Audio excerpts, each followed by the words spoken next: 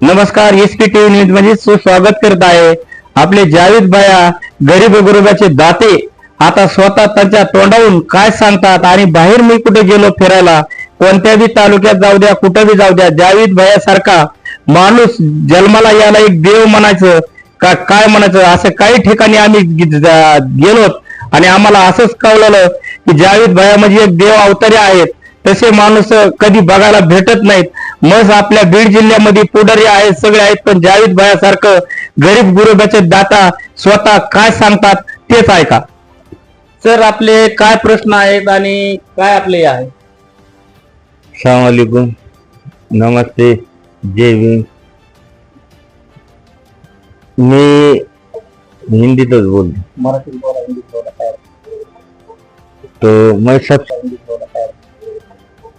तो मैं सबसे पहले अल्लाह का शुक्र करता हूँ और अल्लाह पाक में से एक काम मेरे से ले रहा, मेरी खुशनसीबी है. अल्लाह पाक जो मेरे से काम ले रहा, तो ये किसी की भी बस की बात नहीं है. अल्लाह पाक जिसी को हिदायत देने का या जिसी को हिदायत देने का, तो वो ही बंदा काम कर सकता. तो अल्लाह पाक में से ये काम गोर गरीब के काम लेते रह रहा और मैं काम करता जा रहा हूँ. आता सर, तुम्ही समजा सगळ्या बीड सिटी मध्ये हिंडतात, काही म्हातारे कोतारे तुम्हाला बघितले की काही तुमची गाडी थांबितात. आता परवाची मी एक व्हिडिओ बघितला तुमचा, स्वतः त्या बैला मेन कापडाच्या अंगावरती हे आणून तुम्ही दिलं, त्यांना जेवायला घातलं. असे सर तुम्ही किती आतापर्यंत मला असं कळलं की लाखो लोकांना तुम्ही दान केलेलं आहे. ह्याच्या पुढे तुम्ही असेच आमची राहावं अशी आमची इच्छा आहे. आणि तसेच तुम्ही आता सध्या बीड सिटी मध्ये जिकडे जाता तिकडे तुम्हाला बघितले की तुमच्या मागे जत्राच राहते. सर, असे तुमचे योगदान चांगले आहेत बीड जिल्ह्यात. तर आमची अशी इच्छा आहे साहेबांनी असेच कारवाई करावा आणि असेच पुढचे सगळे त्यांच्या हालचाल चांगले राहावा आणि देवानी त्यांना अशीच बुद्ध्या देऊन चांगलं व्यवस्थित त्यांनी करावा. आता स्वतः सर कोणत्या लग्नाला गेले, कुठे गेले तर स्वतः मदत करतात आणि काय करतात स्वतः तेच सांगतात. आता मी सकाळून जे घरून निघतो बाहेर, तर माझी इथं जनता दरबार भरलेला राहतो. इथे आमची इथं अनेक लोक येतात, हिंदू असून द्या, मुस्लिम असून द्या, शीख असून द्या. आमची इथं जातभेद, आम्ही जे काम करतात ते आमच्या लाईफ मध्ये तर ते विचार कधी येतच नाही मनात. आमचे मनात एकच आहे का जगात दोनच लोक आलते, एक बाई आणि एक माणूस. तर ते हिसाबाने बघितलं तर असं वाटतं का भाईचारा असावा हिंदू मुस्लिम मध्ये. मी हमखास हेच संदेश द्यायचा बघतो हे कामाचे माध्यमामधून का आम्ही जे काम करतात, माझा पक्ष एकता युवा मंच, आम्ही स्वतः महाराष्ट्र अध्यक्ष त्याचा आणि संस्थापक अध्यक्ष मीच आहे त्याचा. तर हे माध्यमामधून आम्ही हे काम भरपूर काम करतात आम्ही. और हे कामातून समजा कुणी अपंग माणूस असला, कुणाला पॅरालिस झाला, कुणाला हेड इंजुरी झाली, कुणाचा लगन हे ते निघला, लगन मध्ये लग्न करता मदत करावा. कुणा करता नोकरीचा प्रश्न आहे, नोकरीचे प्रश्न हल करून द्यावा. जिथं जे माणसाला माझी गरज लागते तिथं मी माझा पुढाकार करून मी समजत पुढे राहून हे काम मी करत राहतो सारखं. आणि माझी मनात ही इच्छा राहते सारखी का माझ्या हाताने गोरगरिबाचे काम चांगले व्हावं. मी देवाला अल्लाला तेच प्रार्थना करतो सारखी की बाबा माझ्या हाताने काम चांगले घडावा. आता तुम्ही मी बाहेर बऱ्याच ठिकाणी सर तुमच्या या बाहेर जाऊन असं ऐकायला आलं मला, स्वतः जावेद भाया कोणी जर दवाखान्यात असलं स्वतः त्याचा नाही विचार करता, 12 वाजू की 1 वाजू की 2 वाजू, ज्या माणसाला कुणी नाही त्यांना फक्त बीडचे जावीद भैयाच फक्त आहेत, असे बरेच जण आम्हाला बाहेर सिटीमध्ये सांगतात, खेड्यापाड्यानी सांगतात आणि तालुक्या गणित सांगतात. आता परवा मी पाटोद्याला गेलो, पाटोद तालुक्यात, तर एक लेडीज मला भेटली, म्हणजे जावीद भाईंनी जर उभा जर राहिले कोण्या पक्षाकडून मला काही देणं घेणं नाही, पण माझ्या हिशोबाने कमीत कमी 50 मतदान माझ्या परिस्थितीप्रमाणे मी देईन. माझी अशी इच्छा आहे, जावीद भाईंनी कुठंतरी उभा राहावा आणि हे करावं.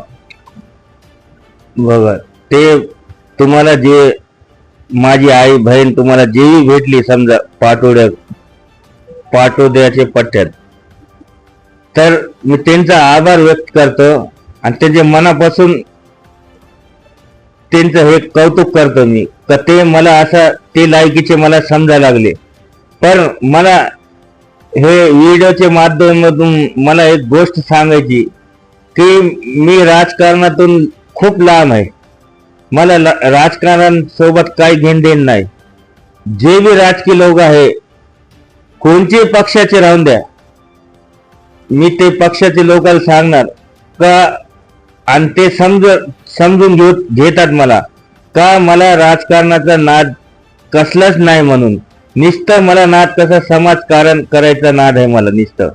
और मी सांगन का मला राजकारण माझे ह्याच्यात तर कधी आयुष्यात कधी मला राजकारण करायचंच नाही. मी पहिले मीडियाच्या माध्यमातून मी सांगतो तर मला आयुष्यात राजकारण करायचं बी नाही. मला नुसतं गोरगरिबाची सेवा करायची. और जे माझ्या हाताने काम व्हावं लागले, मला इतका आनंद भेटतो का त्याचा अंदाज मी लावू शकत नाही.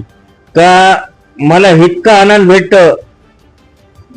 आता कोणी काय म्हणतो का मी हे काम केलं तर असं वाटतं, ते काम केलं तर असं वाटतं, पण मी दिवसातून 5-50 लोकांचं माझ्या हाताने काम नाही करणार तर मला चांगलं वाटत नाही. हा, माझे येऊन जेव्हा गोरगरिबाचे काम होते इतका आनंद वाटतं, इतकी खुशी वाटते का मला असं वाटतं का मी 2-4 एकर खेत असा नांगरून घेतला आज. असं निवांत मला वाटतं आणि मला निवांत एकदम अशी झोप येते, असं जेवण जातो का त्याचा कोणी अंदाज लावू शकत नाही. आणि मला मी आज जे काम करायला लागला तर त्याच्यात माझी काही कमाल नाही. जे बी काम करायला लागला तो हे समजे माझी आई बहिणी, माझे भाऊ बंधू, जे बी माझे मित्र परिवार समजेच आले त्याच्यात. मी त्यांच्या आशीर्वादाने मी आज हे काम करायला लागला, नाही तर माझी लायकी बी नाही हे काम करायची. मला अल्लाने ईश्वरने मला हिदायत दिली हे काम करत राहा म्हणून. तो मला हिदायत भेटली, मी काम करत सारखा चालूच आहे माझं समाजकार्य. आणि हे समाजकार्य मी आज नाही करायला लागला, तकरीबन मी 2001 पासून करतो. पण मी आता अशाच सोशल मीडियावर 1 वर्षापासून सोशल मीडियावर मी हे माध्यमातून तुम्हाला दिसायला लागला. नाही तर मी बरंच 200-250 लग्न लावून दिले, 200-500 बोर मारून दिले लोकांना, असे शिलाई मशीन दिले, कुणाला घर नव्हते घर बांधून दिले, 100-150 घर बांधून दिले. असे कितीक लोकांना मी माझे हिसाबाने असा अंदाज तो सांगू शकत नाही, एक 10-20 लोक माझ्या हिसाबाने मी नोकरीला बी लावून दिले. आणि ज्याची जी अडी अडचण होती त्यांची अडी अडचण बी दूर केली मी. आणि इथून पुढं माझे हाताला जे बी काम लागन मी एकदम धावून त्यांचं काम आवर्जून करून देणार. मी असा इथं तुम्हाला सांगतो. सर, तुम्ही आता पहा काही जितो असं आम्हाला ऐकायला बाहेर येतं, तुमच्याकडे जरी समजा आंधळे पांगळे आले, कसले बी आले, ज्याला कुणी सांभाळत नाही त्याला असं ऐकायला येतं आमच्याकडे फक्त त्याला जावीद भाई जिथं दिसतात तिथं त्यांची झोळी खाली राहीन अशी आशेने तुमच्याकडे कधी पण येतात. या बीड सिटी मधून काही काही लोक तुमचे देवासारखे वाट बघतात. ह्याच्यावर आपलं काय म्हणणं आहे सर? सर हे बघा, मी आताच म्हणलं ना माझी त्याच्यात काय हैसियत नाही. मी हे काम मी तुम्हाला आताच म्हणलं हे मी स्वतःहून काम करत नाही. माझे मनात काम जे करतो तर अल्लाह आणि भगवान मुळात मी आज हे काम करतो. और जे तुम्ही अंधे नंगडे बहिरे जे लोक म्हणा लागले, असे तकरीबन 670 लोकांना मी हर महिना त्यांना परमनंट केलेलं आहे. हर महिन्याला एक माणसाला नाही म्हणले तर 1000 रुपये, 800 रुपये, 900 रुपये असं एक माणसाला मी देतो, जे अंधे नंगडे बहिरे लोकांना आहे. तर हे माझी महिन्याची क्वांटिटी आहे. आणि ते माध्यमातून जे माझे समजा गरजमंद बहिणी आहे, समजा ज्यांना सोडून दिलेलं, ज्यांना माणूस नाही, जे असा करून खाऊ शकत नाही, जे समजा एकटी पडून आहे, त्याला मागं पुढे कोणी नाही, असे बरेच 100-150 लेडीजला मी हर महिन्याला एक महिन्याचा किट देतो माझी तर्फी. पुन्हा जर आपण जे सिलाई मशीन काही लोकांना, काही महिलांना त्यांचे मालक वारलेले असतात, विधवा महिला असतात, त्यांना पोट भरायची विद्या नसती, पण तुम्ही स्वतः त्यांना स्वतःच्या पायावर उभा करण्यासाठी स्वतः सिलाई मशीन घेऊन, काहीला पिठाच्या चक्क्याची मदत करून सगळे प्रकारचे तुम्ही केलेलं आहे. तसंच तुमचं बीड सिटीमध्ये बाहेर ऐकायला येतं की बस त्यांच्यासारखा माणूस म्हणजे एक देवच आहे बीड जिल्ह्यामध्ये आपल्या. पण काही लोक असे म्हणतात की आम्ही जर कधी गेलो तर आमची झोळी कधी साहेबाकडे गेलो कधी खाली झालीच नाही. आज ह्याच्यावर सर तुमचं काय म्हणणं आहे? सर, जे लोक सांगते त्यांना जे माझे काम दिसतो, ते बिचारे माझे प्रेम करणार, माझे चाहणार, ते त्यांच्या मनाच्या हिसाबाने सांगतो. पण ऍक्च्युली त्यांना माझं काम दिसतो. ते असा कुणीच असं चढबडून चटणी मिरची लावून असं सांगणार माणूस कुणीच नाही इथं. माझा जे जगात जे काम दिसतो, तर जे बी माझे मित्र भाऊ दोस्त जे आहे, तर ते 100% खरंच सांगतात का इथं जे बी माणूस येतो खाली हात जात नाही. तर हे सत्य खरंच आहे का हे इथं माणूस आलेला आहे, येतो फुल नाही फुलाची पाकळी घेऊन जातो. इथंच नाही, मी बीड तालुक्यात, बीड शहर, बीड जिल्ह्यातच काम करत नाही. मी मराठवाडा, महाराष्ट्रामध्ये चौकार 36 जिल्ह्यात फिरायला लागला, 36 जिल्ह्यात बघायला लागला. तर इतकी बेरोजगारी आहे तर त्याचा अंदाज कुणी लावू शकत नाही. मी असा ते माध्यमातून असं शेतकरी भावांचं मी असं अडी अडचण बघितली मागालच्या दिवशी. तर मी काही लोक माझे पैसे आलते, भैया अशी अडचण आहे. आम्ही अगोदर एकदा जून महिन्यामध्ये कापूस आणि सोयाबीन लावलं होतं, तर ते जळून गेलं पूर्ण. आता आम्हाला कसं, आता दुसऱ्या वेळेस पाऊस पडला, आम्हाला आता अडी अडचण आहे, तर आम्ही बीन्स, सोयाबीन, कापूस हे ते घेऊ शकत नाही. भैया तुम्ही काहीतरी मदत करा. तुम्ही तात्काळ मी काय केलं, खताच्या दुकानावर गेला आणि पूर्ण तिथून 60-70 गावाचे लोकांची लिस्ट काढली, त्यांना बोलून घेतला. मग त्यांच्या हाताने खत, जे औषध, जे बीज लागतो, त्यांना 10-12 लोकांना बोलून ते दुकानावर बोलून ज्यांना जे खत लागतो त्यांना तिथं खत उपलब्ध केलं.